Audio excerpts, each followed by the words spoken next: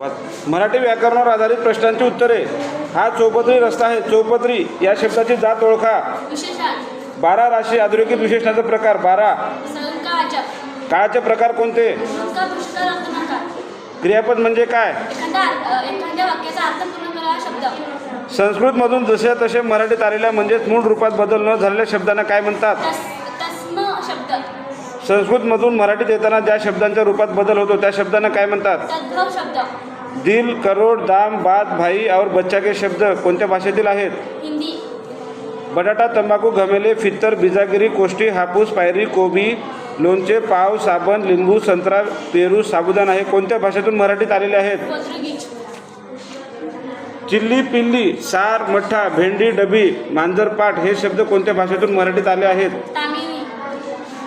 मेहनत, हुकूम, खर्च, मंजूर, जाहीर, अर्ज, मनोरा, वाद, मुदत, साहेब, शाहीर हे शब्द कोणत्या भाषेतून मराठीत आलेले आहेत? अरबी.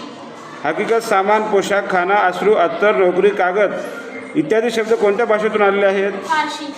समाजाची सेवा करणारा. समाजसेवक. गाडीच्या चाकांनी पडलेला रस्ता. काकोरी. कष्ट करणारे. कष्टकरी. दगडावर केलेले कोरीव काम. शिल्प.